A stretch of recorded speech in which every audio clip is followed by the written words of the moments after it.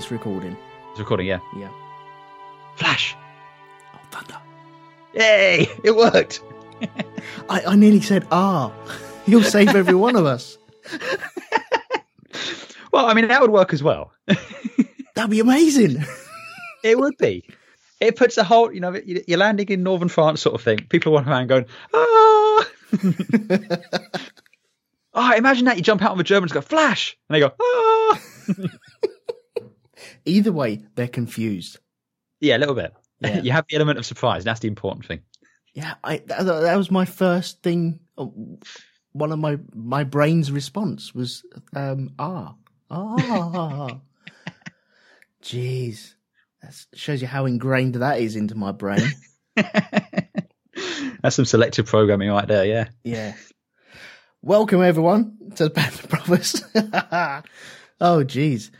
Yes, I'm Elton. This is Andy. Hello. And we are here to talk about Day of Days from Band of Brothers, Part 2. Oh, yes. Yes. Shit be getting real, yo. Oh, man. it kicks off here, and it doesn't let up. It doesn't. This is why you had to have last week's episode. Yeah. So this week could be nothing but all of the action. Yeah. There are quiet moments, but this is where it starts, really. For real, I do believe the kids are saying these days. Yes, quite. Yes. One is with it, yo. Yo, indeed. Okay, so is there anything to bring up? Because I know on the Facebook group, we got yes. Band of Brothers Podcast on Facebook. If you just look that up and you'll find us. There's been some discussion about Saving Private Ryan. Yes, we have a correction to make, something neither of us realised until it was pointed out by Mr. Paul LaBelle. Because obviously when we were talking about it, we all mentioned about how Upham convinced them to let that radar operator walk off. And then the Schwein came back and he stabbed Milch, the Jewish guy. Right. And we all go, oh, he's a bastard, he should die, and Upham should feel bad for all of this. But evidently we're both guilty of kraut racism, if you will. We think all Germans look the same because it was a different bloke. Give over. I know. I didn't believe it either. But yeah. He's got the same haircut and everything. I know. It was different. But yeah, apparently it's a different bloke. The guy they let go was a Wehrmacht soldier. The guy who kills the other one is a SS. Okay. So who gets shot at the very end when they surrender? Of that, I'm not entirely sure. We would have to go back and watch it. Right. But, yeah. I think it might have been the Wehrmacht guy because he says he says his name at that point. Yeah. But yeah. Let me just find what he was saying. Let's be honest. All Nazis look the same anyway, don't they? Yeah. Casual racism is fine, especially towards Nazism. Oh, if there's one person you'd be casually racist to, it is Nazis. Yeah, exactly. Yeah, so that's fine. I think. Yeah. They've all got the same haircut, and they all speak German apparently. Yeah. So yeah, except for the ones which don't. I'm trying not to say anything about recent political things. Oh yes, we're not getting into alternate facts and shit. I'm just going to read what Paul posted here, just so everyone does. So just a small correction. The correction one is the scene where Steamboat Willie. It wasn't him that stabbed Milch to death. It was an SS trooper unseen previously. It's a small insight, but the reason Upham then kills Steamboat Willie at the end was because he'd witnessed him shoot Miller and felt responsible for Steamboat Willie being alive to do this. So the SS trooper didn't kill Upham because he could see there was no threat, as we already mentioned. So yeah, it wasn't him who stabbed Milch. It was him at the end. So yes, there was just we were right about everything except for one doing the stabbing. So right, yeah, and he didn't kill him on the stairs because he posed no threat. He could see he was absolutely cacking his pants. Pretty much exactly that. Yeah, but wow.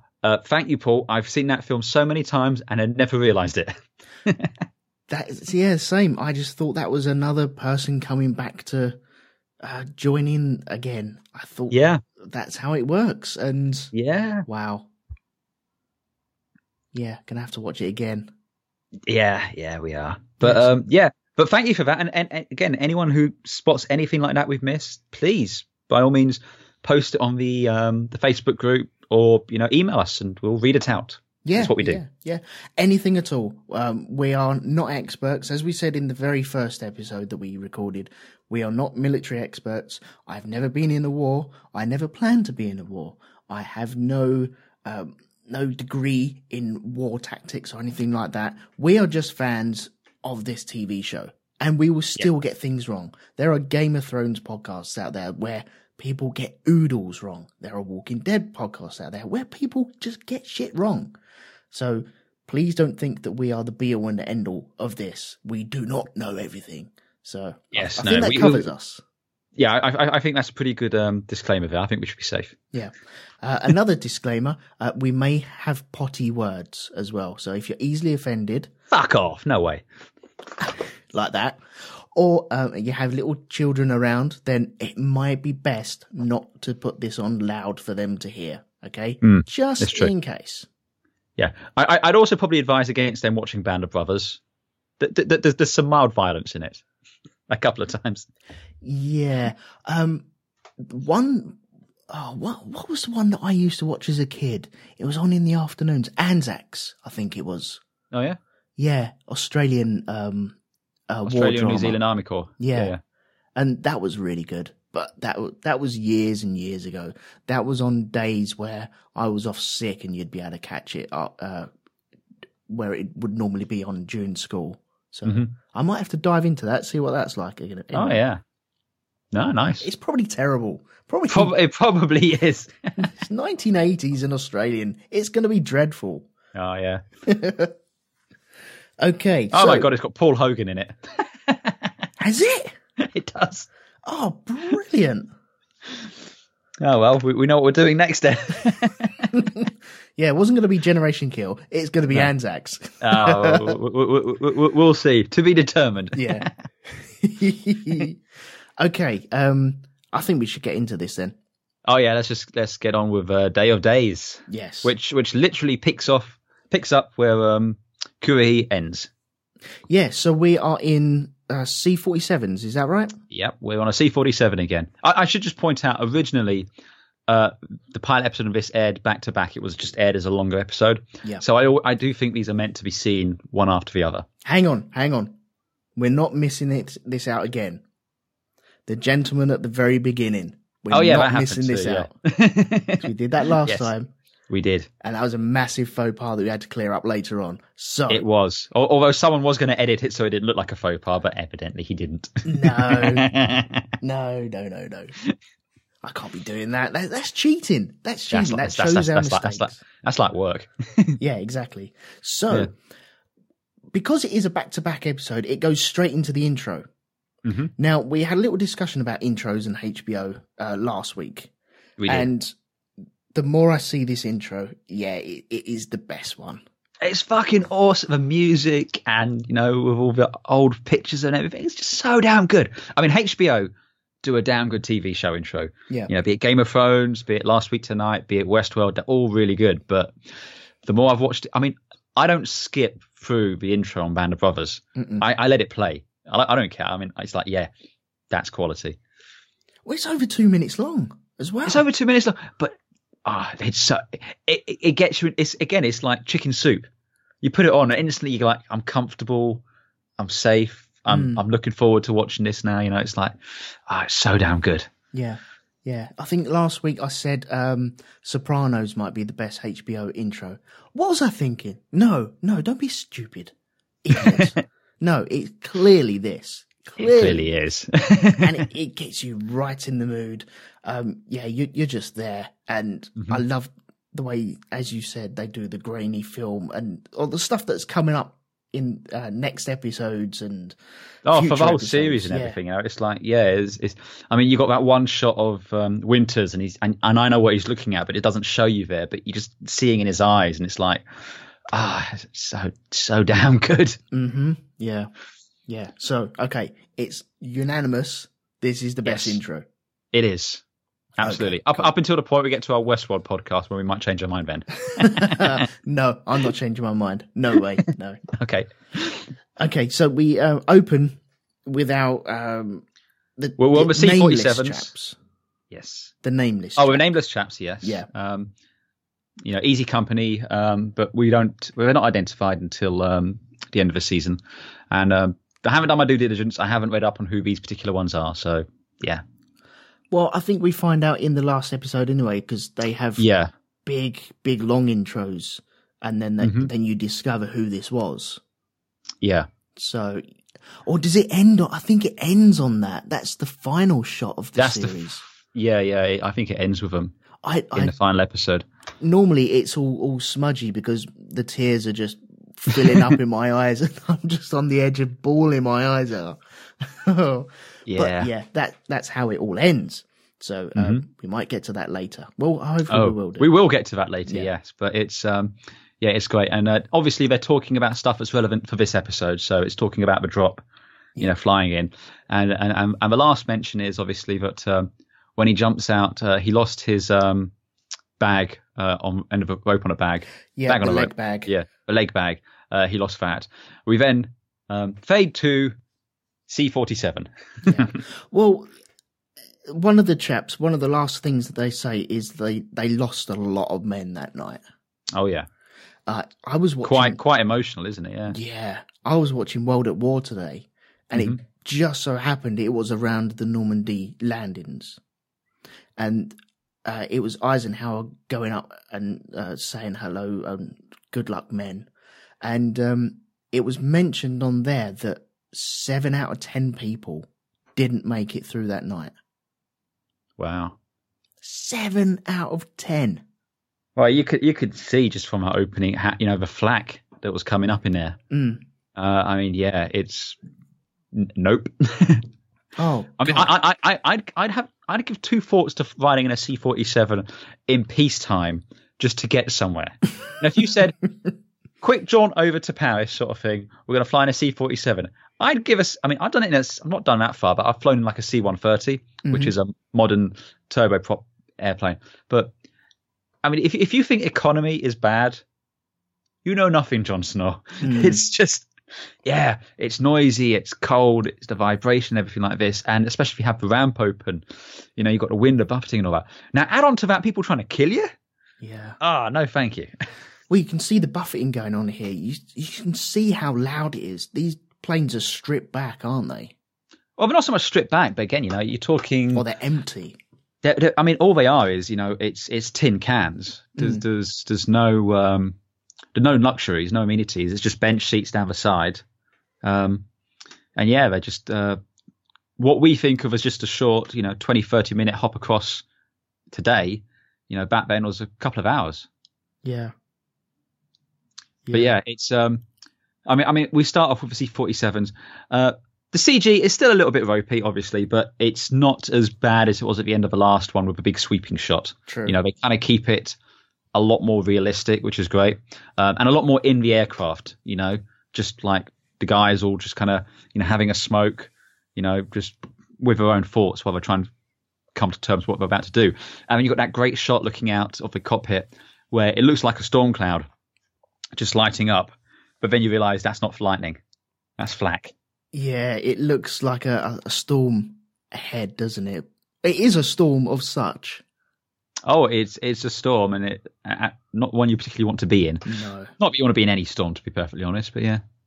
Yeah, so we got anti-aircraft firing up.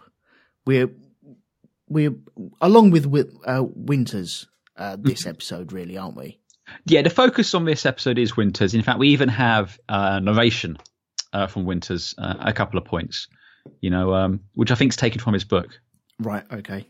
But yeah, it's we have Winters. I mean, we're jumping kind of between his aircraft, and we do a couple of bits in the aircraft with Lieutenant Meehan, the commander of Easy Company as well.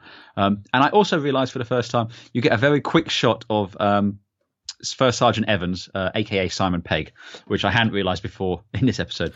I always thought he just kind of disappears, but no, he's in this one briefly.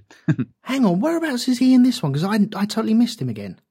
He's in Meehan's aircraft. So Meehan's in the cockpit looking out. Yep. And that's when you see the thing. And then someone says, Sergeant Evans needs you. And he goes down and he goes, Bill, and he starts talking to him. And that's Simon Pegg there. Ah, okay. Oh, right. Okay. So Simon Pegg is dead then? Oh, yeah. He dies. Wow. Okay. So one of the aircraft that we get see struck, because you've got so much flak flying up in the air. There's so many bits flying around in the skies. It's untrue. It reminds me again, like I said last week, of Memphis Belle. You've seen that, haven't you? Yeah. But, you know, again, when you see the bombers getting flak and you get like the entire rear of the aircraft just flies away. Mm-hmm. You know, and again, the flak's coming in and you got planes on fire. You got planes trying to get out of the way of other ones which are going out of control. And again, throughout all of this, they're trying to get to their jump site. So, you know, they're hitting the red lights. So everyone's hooking up, which is, again, a very cool kind of sequence of them. Again, non-verbal communication, just doing the hand signals, everyone getting up and hooking on and standing by. And you see, I mean, there's a couple of little moments in there which is kind of horrible. Like when you see, I think it's Lieutenant Meehan's aircraft, the engine gets hit. And, you know, they're going, oh, we need to get the people out. But then the engine explodes and just incinerates the interior of the aircraft, and it just goes down. Yeah. And then what's even worse, you see some of them flying out, but they're all on fire. And it's just, that's nasty. Oh, man. Yeah. That is. Nice. Well, I think there's a plane that gets cut in two by flak. Mm-hmm. Yeah. And then that is in front of Meehan's plane, isn't it? Yeah. Because they try and steer out of the way of that one. Yeah. And then they either catch debris or flak, which sets the engine on fire from that. But you're right. When you see it going down and you're thinking, oh, God. And then you see people jumping out of there or falling out there. Yeah. Oh, they're on fire. Oh, jeez. Yeah. Meanwhile, in Lieutenant Winters' aircraft, you know, they're like, oh, we need to get out of this. We need to get higher and get clear. And they're like, we need to slow down so they can do the jump. And then they get hit by some flak and it kills the co-pilot. Mm-hmm. And it's just one of those moments where he's there talking 1 second and the next thing, pff, and the pilot's just like, fuck this. Just like, green light. Get the fuck out of my plane. I'm out of here. But we see Winters doing exactly what we saw Sobel doing with the hook on and check equipment and stuff like that. Once they get the green light, the co-pilot turns around and says that they're too fast to jump, aren't they? Yeah. And they need to go at least another 3 minutes. Yeah, they were short of their drop sight and they were going too fast. So to get out. I seem to recall one person didn't jump. He's like sitting in the bench seats and they're like, just leave him. And everyone else goes.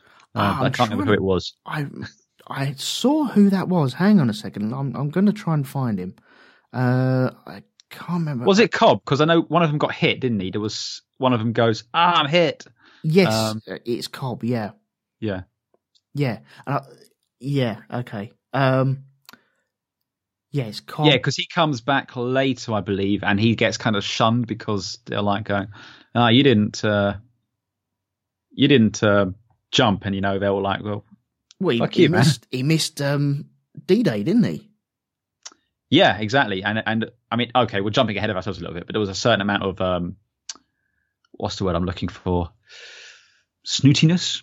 Well, yeah, it's looking down on people that haven't fulfilled their criteria, and maybe they're coming along after all the hard work has been done. Yeah. But yeah, we'll get into that in a episode or two time, I suppose. It's in a few episodes, yeah. But anyway, Cobb stays behind because he's hit by shrapnel. Yeah. But everyone else makes it out of the aircraft in one piece. And then you just see this shot, and I have no idea how those aircraft weren't just chewing up paratroopers. Because to see the sky's just full of them, paratroopers going down, and these aircraft flying through them, and there's the flag still going off everywhere. And yeah, it's just a mess. Yeah, by rights, there should have been pieces of guys left after hitting propellers. I think there were in instances. Yeah. I mean, we certainly get a sense of that later on, you know, where some people haven't made it down. And we even saw that as far back as Saving Private Ryan, didn't we? They encountered some paratroopers just kind of hanging in the trees. Mm-hmm. But yeah, they jump. They're going too fast, and they almost. Firstly, they're short of their drop zone. They're all scattered, and they've all pretty much lost their leg bags. Like most of them just don't have any weapons or anything.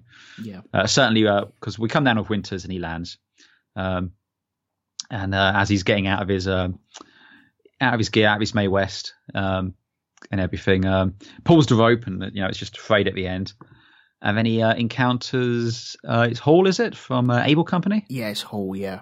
Yeah, Private John Hall. And then you hear the flash, and he goes, "Ah, shit!" He goes, "That's not the correct answer, Private. I say flash, you say thunder, or Master of the Universe." I think he's allowed to turn around and say shit. Absolutely. I mean, I think that's a perfectly reasonable response. Definitely. Incident. A little sidebar. I've been reading up a book on the Battle of Britain, and it's talking about how you'd have a merchant marine would sometimes pick up pilots out of a drink, mm-hmm. and they before they pull them up, they want to know if they're English or German. And the way the English pilots found out to get them to do it is by calling them "you fucking bastards." That was usually enough. They go, "Okay, you're English, you can come on." So yeah, but I digress slightly. That works too. That does work too. It does. Yeah. But yeah, so yeah, Winters lands. No weapons other than his knife, and Private Hall, who is a radio man who's lost his radio. So he's just a man. And his rifle. He's got what? He's a rifleman first and a radio man second. You'd like to think so, but you would. I'm guessing there are some people that did get chewed up for that as well. That is your responsibility. Communication between everyone. Let's face it. Sobel wasn't the only Sobel in the US Army. No, that's true.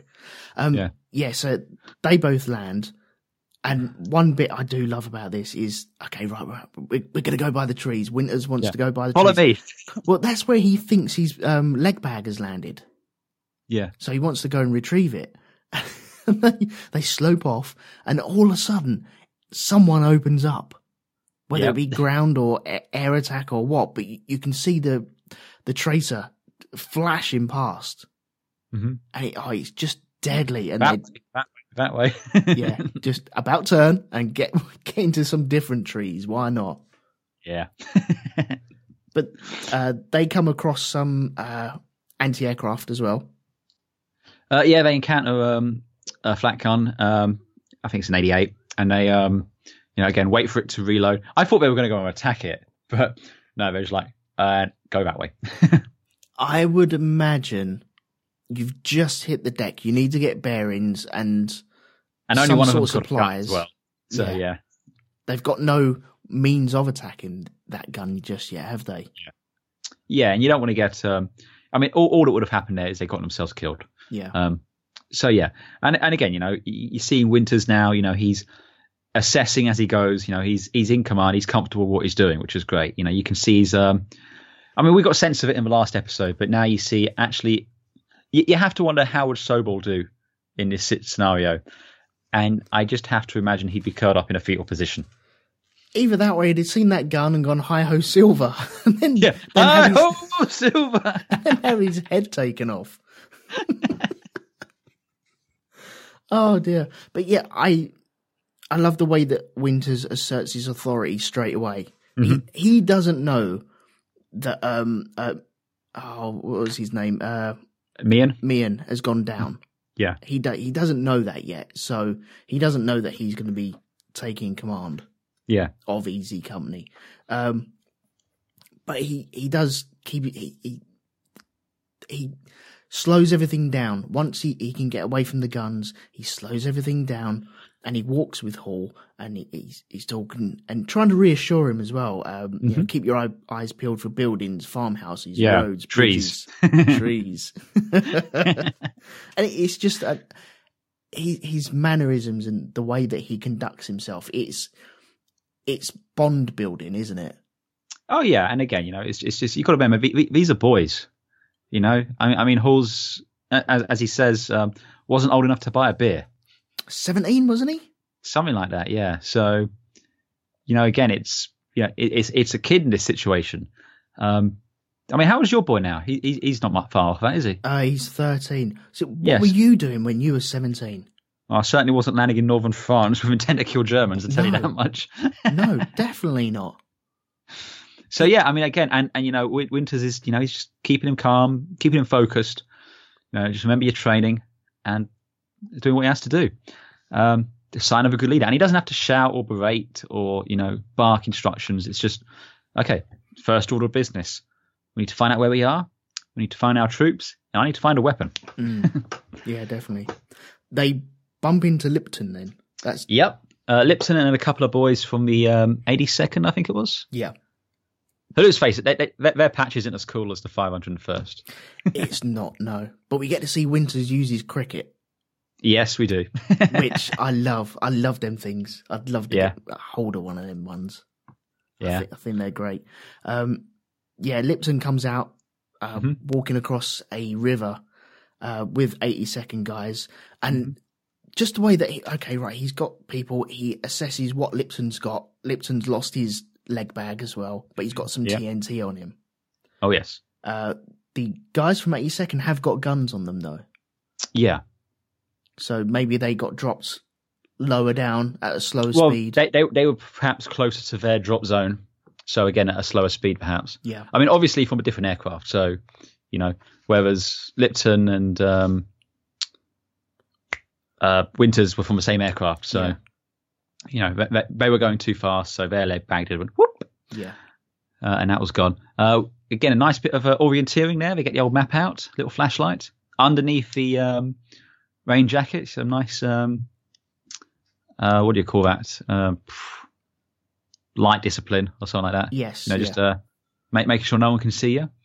And, I don't know if he actually knows where he is, but he certainly presents the impression he knows where they are. I think he's got a rough idea. He's on a bridge. Yeah. He's over a river as well. So that gives you 2 points of call where it narrows it down to maybe 10 points on that map where you could be instead of 1,000,000. Exactly, yeah. So he knows the general direction where to head, and then you can get your bearings from that as well. One thing that I struggled with is he keeps his compass in his flyer. Apparently so. Is that a thing? I honestly have no idea. Maybe. Sure, that wouldn't be classed as contraband. Unless it is for... Oh, no, that would be classed as contraband because... Not contraband, but if you were captured... compass is something you're going to need to escape, isn't it? Yeah. So you need it hidden. You need it hidden, or again. So that may well be it. I'm sure there's people on the Facebook group who know better than us. So do let us know. Yeah. Was it standard issue to hide your compass in your fly? And if so, what else is in there? Inquiring minds want to know. It's like a Mary Poppins bag.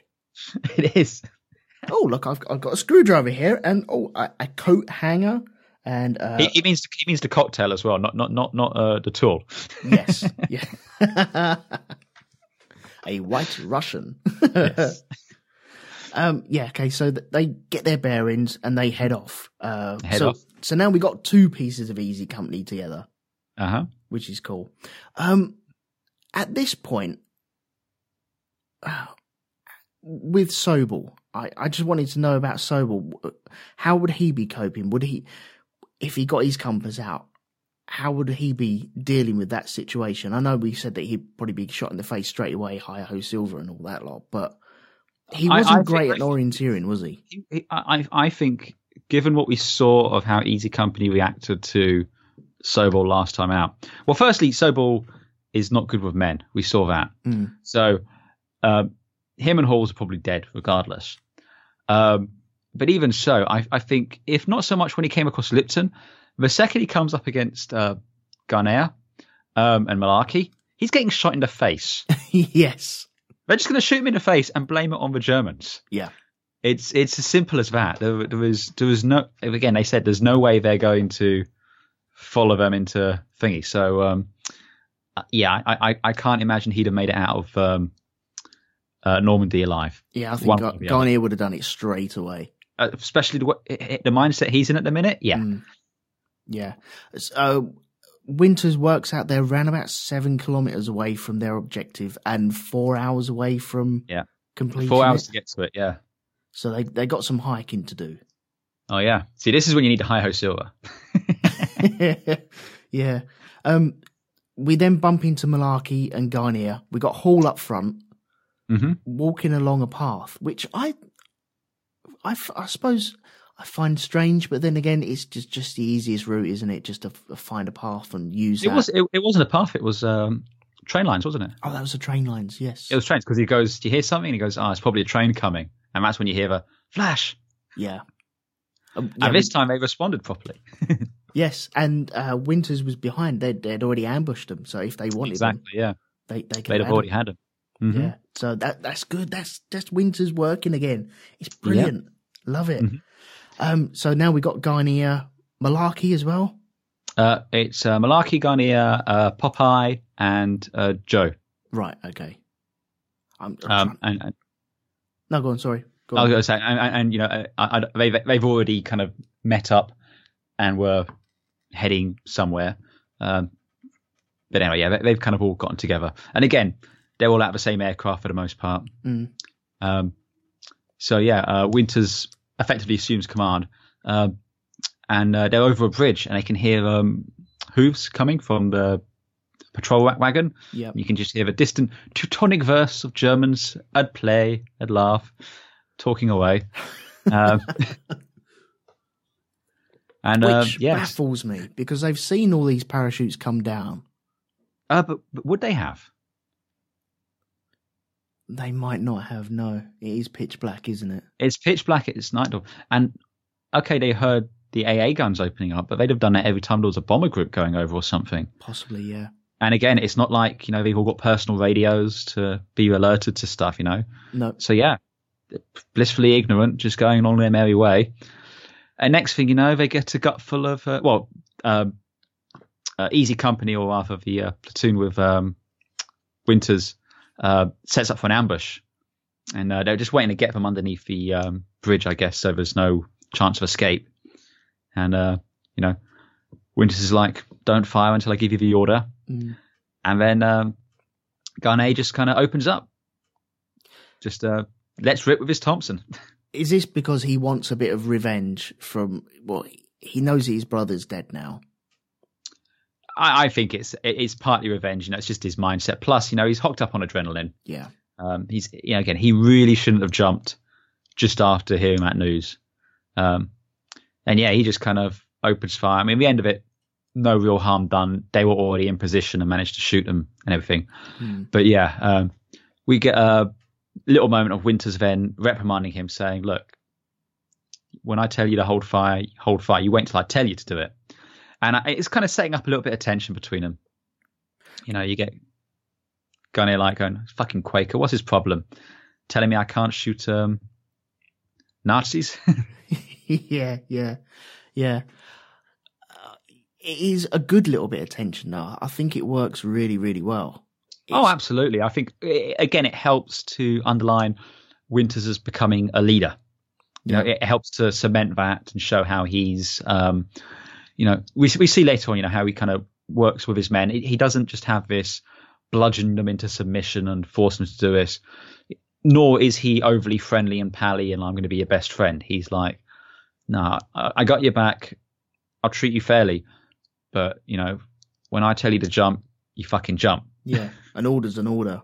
And exactly, yeah. I think he's let that one go because of the situation that they've, less than an hour ago, they've just jumped out of an aeroplane. Well, I also think it's partly that, and also because I think he knows about his brother. Yeah. So, yeah, I think he did it. But I think it was a case of he had to call him pop it to kind of just nip it in the bud there and then. Yeah. We also get a bit of tension between, because Hall is an outsider. He's not from Easy Company, he's from Able Company. Yeah. You know, and he's like, well, you know, Winters is a cool guy. He's just helped me. Why are you giving him shit? And Malarkey tries to explain, and, you know, Garnier's just like, none of your fucking business. And, you know, just being a bit of a dick. Yeah. So they've been walking for a couple of hours at this point then. Day breaks. Day breaks, yeah. I mean, they come to the the farm room with the bombs and everything. And there's a couple of dead paratroopers there. Oh, God, yes. Yeah, it's a bit grisly, isn't it? It's grim. It is so grim. There's also lots of dead Germans, some dead cattle as well, maybe caught by crossfire, possibly. But yeah, it's the way that Lipton, he doesn't take control, but he knows exactly what you need to do. Winters had already just picked up a gun anyway from the ambush that they set with the horses. He had a German weapon, but then he swaps it out for a US one, which was primarily just because he's familiar with the US weapon. It's the M1 Garand, I think. Yeah. And also ammunition is going to be more readily available for that. So that makes sense. Yeah. Plus, Lipton's like, okay, they're dead, but get supplies, get ammo, get what you need. And you got one of the 82nd guys is a bit, he's a bit stunned, isn't he? He's just like, his mouth, he's like, presumably it's the first. Well, it's presumably the first time he's seen a body. Yeah. Like that, so he's taken aback. And it's a bit grim. Plus, we've got bloody Malarkey at this point already looking for a fucking Luger. Oh, he's straight on to the Germans, isn't he? Oh, yeah. Straight away. Fucking hell, man. Yeah. I mean, that's something that, again, I feel Winter should have, nipped that in the bud. But yeah, don't go looking for it. If it turns up, great, have it. But it's like going to a gig and then getting a T-shirt straight away. Well, hang on, you haven't checked all the stalls yet, have you? No, I want this one now. I want this one now. God, people that are listening that got kids, you'd know exactly what I'm on about. No, exactly. Christ. Yeah. But yeah, we see the urgency to get a Luger from one of these Germans. He's turning bodies over. It's almost more important than actually getting his own ammo sorted. Oh, he doesn't even bother. He's just straight onto the Germans looking for a Luger. Yeah. Even going, I promised my kid brother one, so I get dibs. And it's just like, is that how it works now? Just calling dibs. Yeah, apparently. So, yeah. Yeah. But then they're interrupted because you can hear the incoming shells from the Navy. So this is what? Okay, we're tying up with the very first scenes of Saving Private Ryan. Yeah, because what you hear is presumably 16-inch and 15-inch shells coming from battleships, right, flying overhead, which have an interesting side story if you want to hear it. Yeah, go for it. Okay, so I don't think this was actually on D-Day, but shortly afterwards, HMS Rodney, which was a British battleship, 16-inch guns. What the battleships were doing was they would be told to bombard a position. So the airborne or the army would say, look, we need some shells dropping on this location. Can you do so for us? And they'd be like, yeah, sure, not a problem. So HMS Rodney, which has 9 16-inch guns. Now, when we say 16-inch, that's the diameter of the shell. These shells are fucking huge, about as big as I am. Massive. They weigh about a ton of high explosive. And Rodney's out in the bay and she receives a request. So the guy writes down the request from command, takes it up to a weapons officer. Says, here you go. Weapons officer receives it and he goes, bombard this location with 76 high explosive shells. So seems a bit much, but okay. You want 76 shells? Fine. So she starts opening fire. She could fire 9 rounds at a time. So she's boom, boom, boom, firing off, After a little while, though, they get a message comes through from land saying, why are you still bombarding this site? And they said, well, we've got a request for 76 shells to be dropped. Anyway, so the captain goes, call the officer up here who took this. What's this about? And he goes, oh, no, it's not for 76. It's for 16. That's just how I write my ones. So he goes, okay, so they wanted 16 shells. We've been firing. How many have we done so far? And the guy goes, we've done about 53. And he goes, oh, well, may as well make it an even dozen. Keep firing. So, yeah. Bloody hell, man.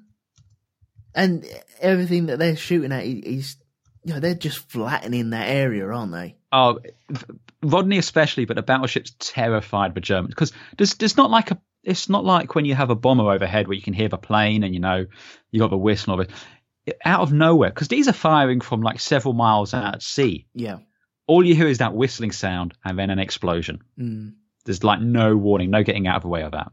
Yeah. So yeah, it's heavy duty motherfucker. Jeez. But like you said, at this point we need to stop this cassette and go over and watch Saving Private Ryan. At least the opening of it. Yes. Go back to that episode. Yes. Yeah.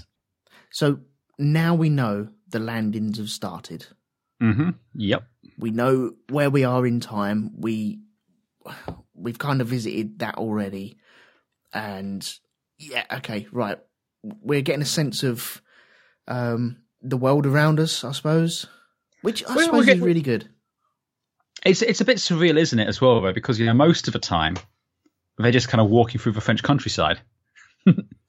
Yeah, which is beautiful. But it's just like, when you think of Normandy, you think of the beaches, you think of Saving Private Ryan. Yeah. You don't think of what we see here so much. No, and this was hours before as well, wasn't it? Well, yeah, I mean, because they actually did the landing on the airborne went in on the 5th of June, whereas the landings take place the morning of the 6th. So. Mm-hmm. And even some of the beaches, there was 5 beaches that they were taking that we've already discussed. But, yeah. I heard today that some took hours to take. Others, I think there was a Canadian one. Sword, was it? I can't remember what one it was, but it was taken within like 40 minutes. Yeah, I mean, the British-Canadian ones on a large went pretty smoothly. I think it's Omaha was the biggest clusterfuck of them all. Right. And I think that was a combination of just the Germans there were particularly well dug in, and there were some mistakes made on the Americans during the landing side of it, and it just that one dragged out. That's why, again, when you think of the slaughter and the horror, it is largely Omaha Beach you're thinking of. Right. Okay. Yeah, it's just another thing that I really need to dive into and learn. It deserves to be learnt about, doesn't it? Yeah, it really does. It deserves the attention paid to it. It deserves people acknowledging it and learning about it solidly, though. None of this false facts bollocks that's going on now. Bollocks to that. It really, in the state of the human race, it deserves its position. Oh, without a doubt. Yeah, absolutely. Okay. Right, so we know where we are then. That's all right then. Yes. We'll walk past some captured Germans. We've already caught some Germans. Mm-hmm. And Malarkey ends up talking to one of these guys.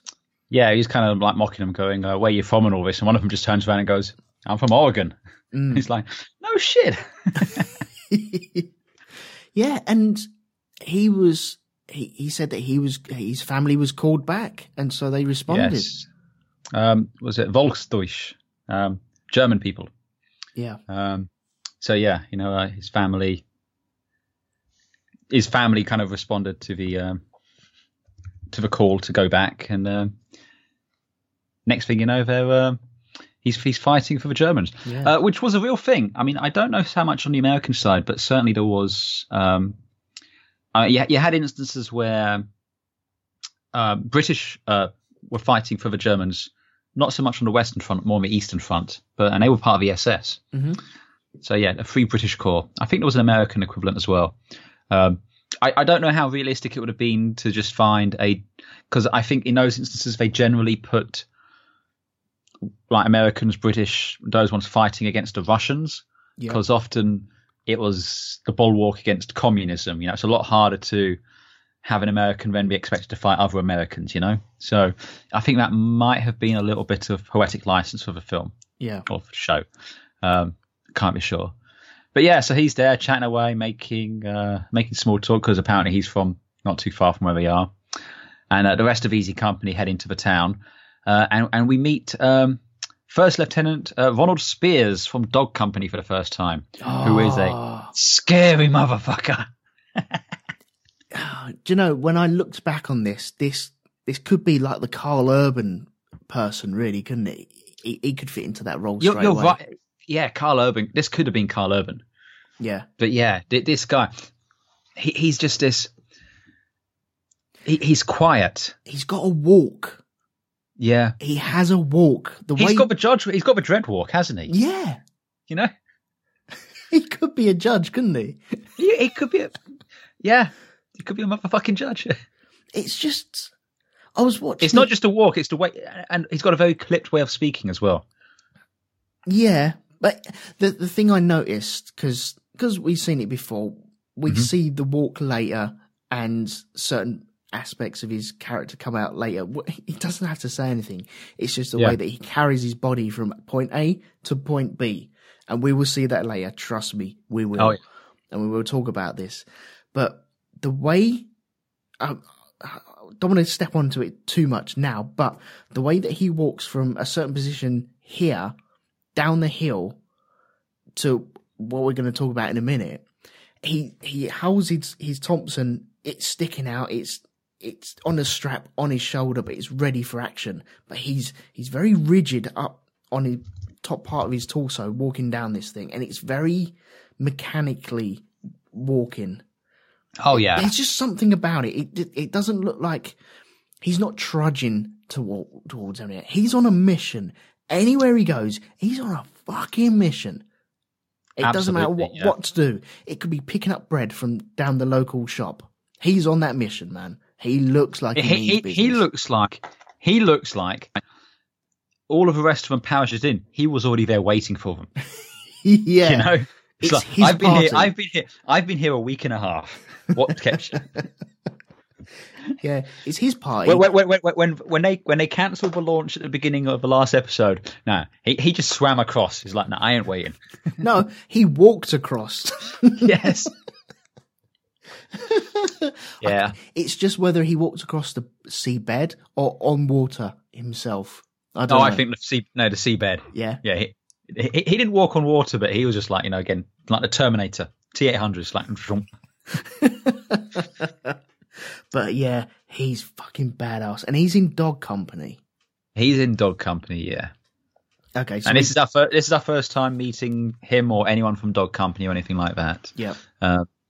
And yeah, he's we've seen Winters meeting up with Compton, so Compton's made it down.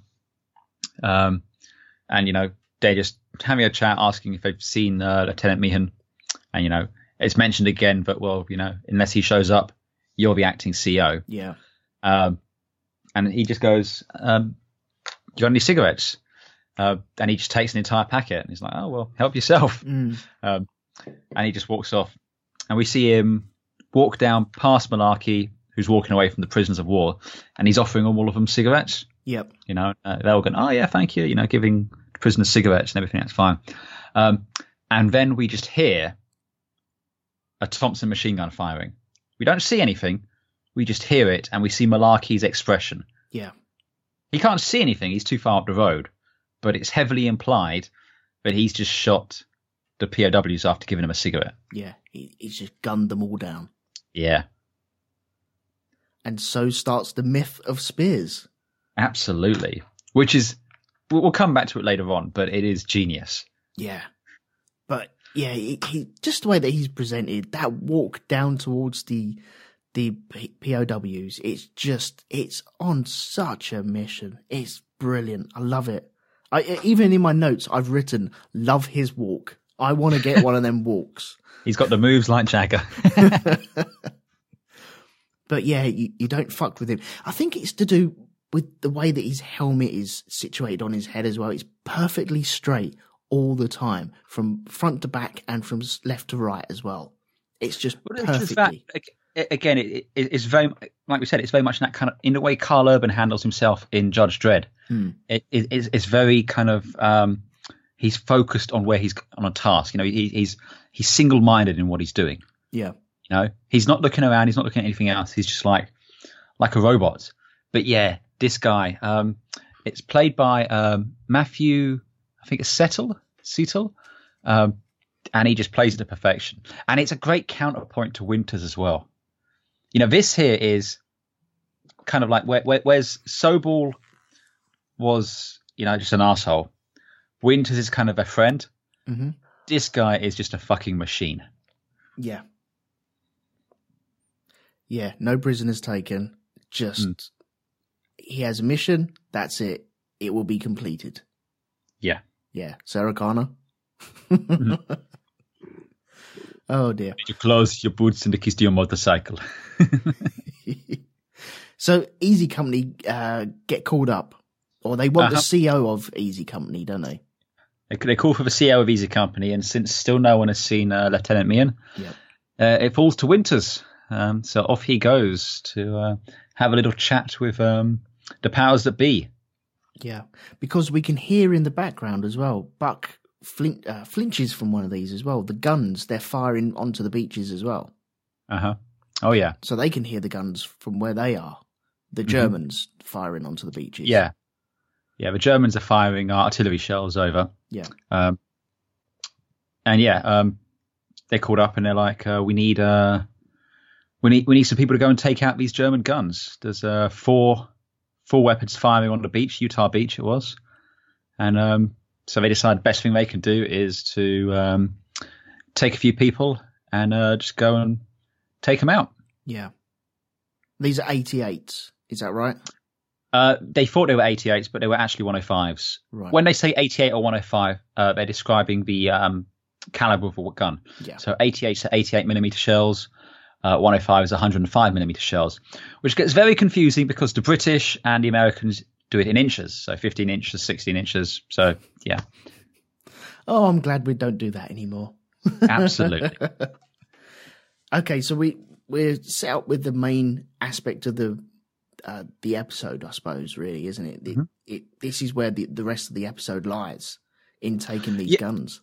Yeah, this is they've got to take these guns because they need to do this to secure the beaches effectively, and to help them establish the beachhead and stop the fire raining down on them. Because again, if you recall back to Saving Private Ryan, you had the artillery falling down and landing on them, blowing people to hell and everything, and this is where that was coming from. Yeah, fuckers, utter fuckers, motherfuckers. Think about them beaches. Just one more time. The beaches. You got artillery from the boats heading over there, which is being lobbed in all directions. Wind is taking it out of position as well, and then you got the Germans lobbing it back over, and then you got guys running up these beaches. Just fucking hell on earth, isn't it? It really is. Oh God, yeah. It is. It is not a place I want to be. No, not one bit. Okay, sorry, I needed to say that. Absolutely. Okay, so we got the main assault on this. They take a couple of guys. Yeah, I mean, basically they take who we've encountered so far. You've got Malarkey, Gunnar Lipton, Hall volunteers. Well, he tries to volunteer, but they're a bit snooty to him, saying, "You're fucking able company. You shouldn't be here." But Winters lets him come along, and you also have Colonel Sink's jeep driver, Lorraine. Lorraine, yeah. Yeah. Who wants to come along as well? So again, it's they get their little band together, almost the equivalent of the group which Tom Hanks takes off. It's just like another little kind of little unit. Off they go to go and take out these guns. Yeah, they drop all their kit, just ammo, musette bags, and TNT. Weapons. Yeah, TNT. Yes, Lipton with the TNT. Oh yes. So the idea of this is Winters and a couple other guys from different positions, they draw the fire, while Buck and another two guys, Malarkey and I can't remember who else goes. Is it Popeye? Yeah, I think it's Popeye. Yeah.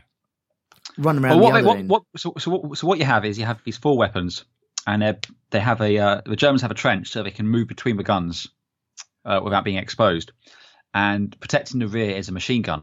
Because the idea being they don't really have to worry so much about attacks from the rear because in their mind anyone coming is going to be coming from the front. Yeah. But because they're coming behind, they've got this machine gun at the rear. So the first thing they need to do is take out the machine gun. Once they've done that, they can get into the trench, and once they're in the trench, they can effectively just walk up the trench and take them out as they go. Yeah. And that's what we do. So the first thing they have to do is take out the machine gun, which is why you have Winters and his squad being a diversion effectively, they open up with their own machine gun, while Buck and Compton go around and take it out with a couple of grenades. Again, some beautiful hand signals being used. You know.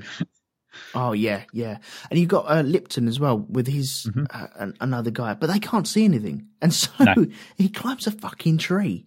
Yeah. He climbs the tree and just starts taking them out from up there, which is genius. Which is genius, but also, bloody hell, you can see all these twigs and branches snapping off around him, and you think, oh, God, there's a new kid on the block in that tree.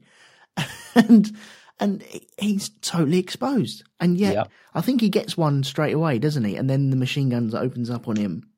Yeah. But opens up on him, but somehow still, I think, again, they just couldn't elevate it properly to get to him. But yeah, they're opening fire, shooting at it. But they, Compton, this guy named Malarkey open up. They lob the grenades and, take it down. They then jump into the trench and Compton goes to shoot him, but his weapon jams or something like that. And you have that great shit. And the Germans there going, shit. And then, Garnet comes in and shoots him. Yep. And then, as they make their way up, sort of thing, Wynn dives into the trench and gets shot up the arse. Yep. And then just spends the next hour bitching about, I've been shot up the ass. Wasn't that Popeye? I thought that was Popeye that got. Was that Popeye? Yeah, Popeye. Yeah. Yeah, Popeye gets shot and he goes, I just got it. And he gets shot up the ass. But then you got Joe. Is it Joe? What, has he got a nickname or is it just Joe? Joe is his nickname, yeah. Joe is his nickname. What's his full name? I couldn't catch that. Is it Toy? Hang about, I've got it written down here. I did have it written down here. Yeah, Joseph D. Joe Toy, T-O-Y-E. Oh yeah, T-O-Y-E. Yeah, got it. Yeah. He's over there, and then grenade lands in the trench. Yep. German grenade. A German grenade, and they're all like, a grenade! And he kind of rolls forward out of the way just as it goes off. So, he survives it. And he's just like, you're a lucky son of a bitch, Joe. Yeah, he gets the, I suppose, a touch of the blast. He doesn't get any shrapnel from it at all. He just gets... He gets the wind knocked out of him a bit. Yeah. Covered in dirt. He's fucking... Oh, Jesus. This is one of my favourite moments. It really is. Yeah. Then, is it straight away that Buck drops a grenade? It's not straight away. It's a little bit after that. They're shooting the Germans who are running out of a trench at that point. That's right, yeah. And then you have a guy bitch about Lorraine's aim going, you fucking Jeep jockey. That's right, yes. And he shoots them. And that's when Joe's he's treating him, then the grenade goes down, and then they get Popeye out of the trench and he starts crawling off, and that's when Buck goes to throw the grenade and he kind of drops it, and it's just like, everyone out of the trench, and everyone jumps out and it goes off again, and Joe's down there and he's just going, twice. Fucking twice. Yeah. I love that bit. That is so cool. Oh, jeez. The way that he just portrays that, it is a little bit of humour just dashed in there. But he got really lucky. Doesn't, I can't remember. It's Garnier says, you lucky bastard. Yeah, that's it, yeah. Yeah. Yeah, they get up to the next gun at that point. You got one of the Germans trying to surrender, and then Joe just kind of takes him out with brass knuckles we saw last time out. Yep. Yeah. And then we have, this is when Hall turns up, isn't it? Not yet, because first we have Malarkey being a twat, chasing his Luger again. Oh, Jesus, yes. Motherfucking Malarkey and his Luger. So he kind of like, he goes, hey, you think any of these crowds got a Luger? And he just jumps out of a trench into the middle of a field and starts searching this guy, and the Germans stop firing because they think he's a medic. Yeah. And all of a sudden he realizes what he's done, and they're like, and then he has to run back, and he manages to do it. But yeah, I'd have fucking shot him if I was fucking Garnet or something like that, I'd just be like, yeah, motherfucker. How the hell he didn't get caught or taken out? Because he's dodging bullets all over the place, running back. But, this is where that idea of the Luger is so important to him. Yeah. It could be his downfall. Flipping hell. The way that he just disregards everything else. His main thought is, no, sorry, there's a crowd over there. Let's get the Luger. Mm-hmm. And were you being ironic about that could be his downfall? No. Oh, okay. You're in for a surprise. No, I'm trying not. It's just it's already set up from that first scene, though, isn't it? That's what I'm trying to get at. Yeah, it's been set up, but yeah, it's just like, I mean, Winters didn't necessarily witness it, but that is definitely something he should have been called up on. Yeah, he should be given some shit for that. Yeah. But yeah, at this point now, Winters is like, "Where's the TNT?" And Lipton's still, off treating what's his name, going, "I just got here," and that's when Hall shows up and he goes, "I got TNT."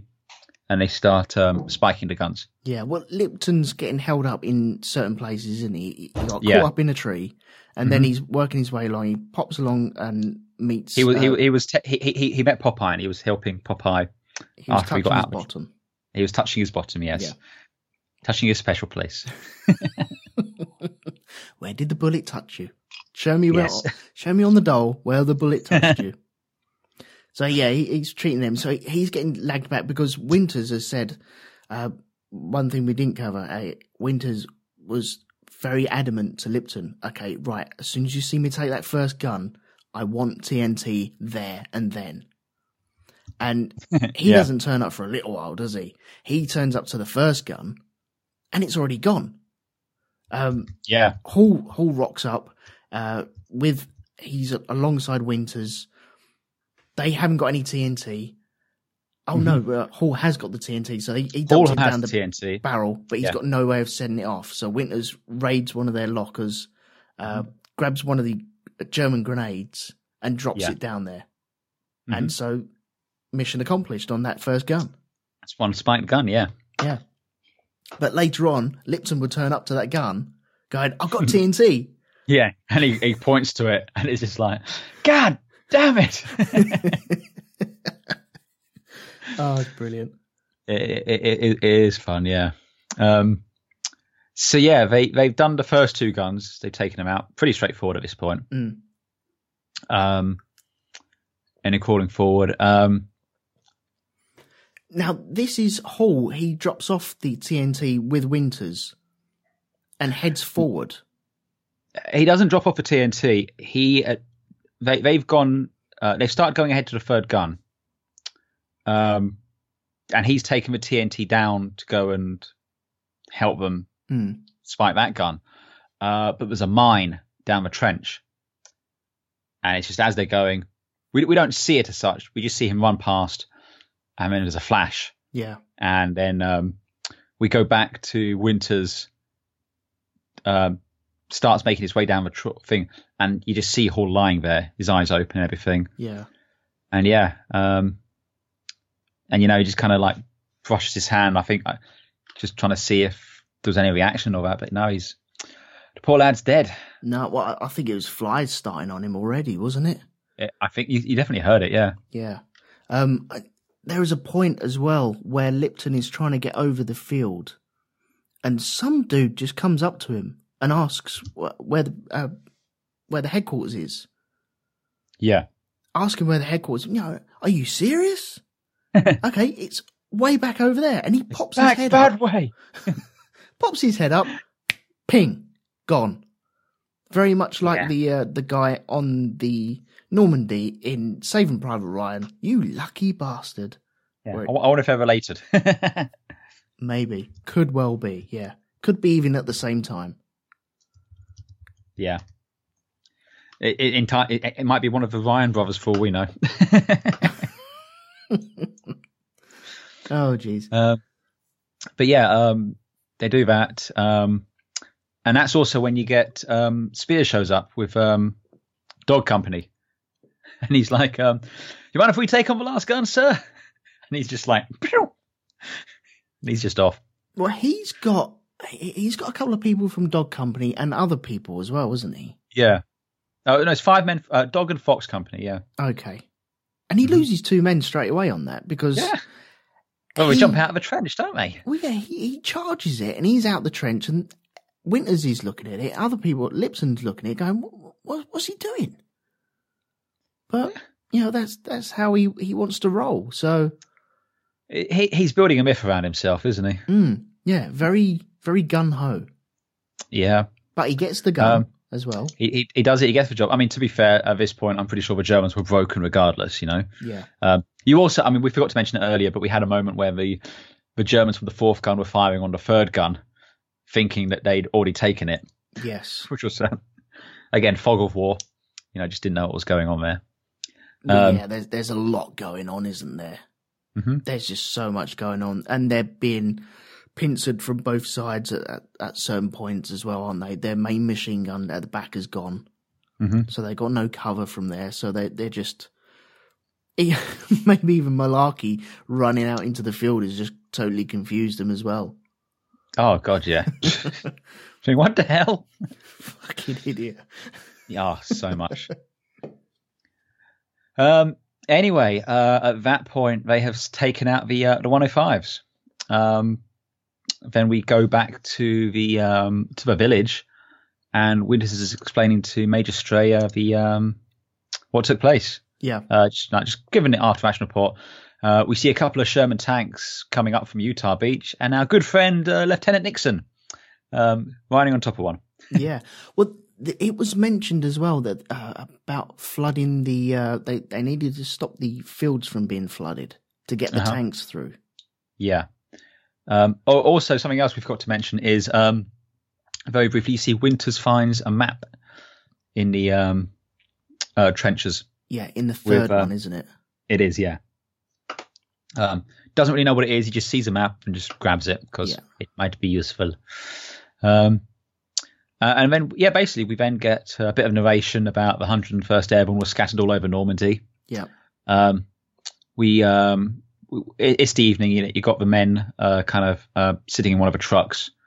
Malarkey's cooking, allegedly. Quite a few of them complaining about the smell. Yeah, they're using ammo boxes. Using an ammo box to cook it, and you got Compton says, but goes, "What do you know about food, Malarkey?" And Malarkey just great line, go, "If you have reservations somewhere else, I'll be happy to join you." So. Is it Libcott? He leaves as well because Malarkey Libcott leaves. He farts. I don't know if he farts or if it's just the smell of the food. It's. No, I think you hear it. You hear it. Yeah. Yes. Well, might well be that. Yeah.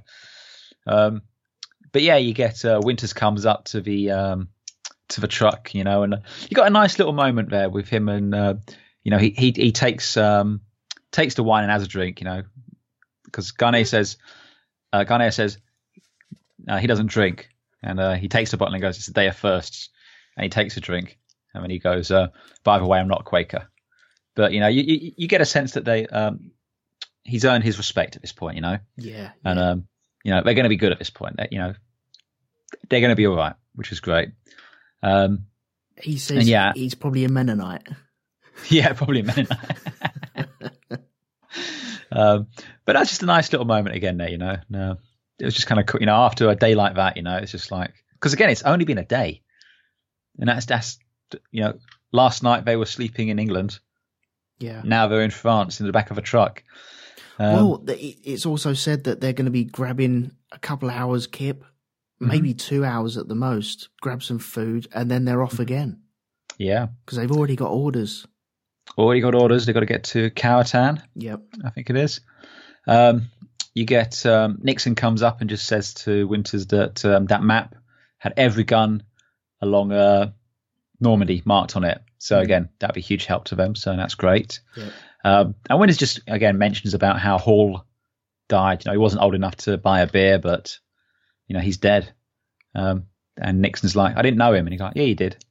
He played basketball, and all this. It's just like, but yeah, it's just again that sense of. I mean, it was kind of interesting that they used Hall to kind of show a loss, really, rather than one of the guys we'd gotten to know last time out. Yeah. But I think obviously that partly they're saving that for later on, and they're trying to stick to historically accurate wherever they can. Yeah. But yeah. So he's you really get a bit more. Really confirmed that Winters has taken over Easy Company at this point as well, because Mian hasn't turned up at all. Mian hasn't turned up, yeah, and no one from his aircraft. Yeah. But yeah, we get a little bit more narration just about how he says if he survives here, he's going to go back home, find a nice, quiet place to live, and never leave. Yeah, and this is why he's looking out over the next episode, really, isn't it? Mm-hmm. The town of Karatan, and you can see the flak going up. You can see the anti-aircraft. You can see bombers flying over as well. So it's not a peaceful area.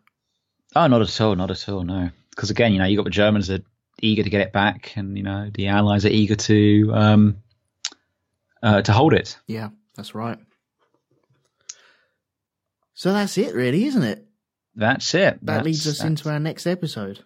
That brings us to the end of Day of Days. Yeah. Again, it's just 24 hours, but so much happened, and such a marked departure from what we saw in episode 1, which was so much more of a character piece. There's still a lot of character development takes place here, but there's just so much action. Oh God, yeah. It is a real kick in the balls, isn't it? It's day and night, these 2 episodes. I can see why they were placed back to back when they aired, because you had all the build up, and then this is the payoff to all that build up as well. Oh yeah. I know we had some people mention last time that they found it a bit slow compared to what they were expecting last time. Yeah. But if you imagine watching these 2 back to back, this would get you hooked so much, and it'd be like, wow, I just need to know. Yeah, definitely. That being said, we did have an email come through as well. If you do want to send some emails, then send it to rogue2media@gmail.com. That's the easiest way, just to send us emails, or if you want to drop anything on the Facebook group, I'm sure we'll try and pick it up from there as well. Just mark it so we know to read it out in the episode if you wish. This one is from Doreen Kelly. Hey, Doreen. Fed back in the last one as well, and I would do my best to read this one out for you. Hey guys, I'm glad to be watching Band of Brothers, but now that I'm not a stupid teenager, it's a tough watch. The theme music, as I've mentioned before, really helps though. It adds gravitas to the beginning and allows the viewer to decompress at the end of the episode. Didn't the drop go well? Oh, no, it didn't say that. The drop didn't go well at all. I thought the exact opposite of it. Oh, dear. This is why I don't read out feedback or ask for anything. And a few men ended up where they were supposed to be, let alone their equipment. Plans work out fine until you implement them. Everyone was desperate for Winters to be pre-promoted. When he was telling men their tasks, it felt very futile. A bit like when you're trying to plan to win a chess game, only for your king, only with a king and pawn. A bit where Hall suddenly recognises Winters and calls him coach was touching. I think I saw the end coming almost at this point, which is fair enough, I think, to say. Right, it's again, you introduce someone, they have a little moment, it's like, yeah. Yeah, that's true, yeah. When an American soldier, or at least a soldier in an American uniform, spoke to the soldier in the German uniform and realised he was actually an American with German parents, I think it just made me think that these guys are just following orders and fighting for their families and comrades. But I have to say that I had little patience for the guy who was putting dibs on the Luger and who had tunnel vision all over it. Which malarkey. Yes. Yeah. Once again, idiot. However, the scene where some random soldier looking for headquarters lifted his head just an inch too high and got shot dead. I almost could not breathe. which, flipping hell, man. That's just stunning. And it just proves how useless those helmets were. Thanks for now. Bye-bye. And there we go, from Doreen. Thanks, Doreen. Yeah, I think there was another film that I was watching recently. I can't remember the name of it, but some of the German snipers, they had an extra plate of metal on their helmets to deflect other sniper shots. Was it Enemy at the Gates, maybe? No, it wasn't Enemy at the Gate. Oh, God. I'm going to have to look it up. There was some trench warfare going on, and it did look really fucking good. It looks so good. Oh, I have to remember what that is now for next time. But yeah, helmets, I think they're there. They do a job, but they haven't got the Kevlar stuff that we got nowadays, have they? Oh, not at all. I mean, the helmets could deflect a glancing blow, but again, square on. Yeah. No hope. No, not really, no. Shocking. So that's it then for this episode then, is it? Yeah, pretty much. That's Day of Days. You know, we're now firmly entrenched in northern France.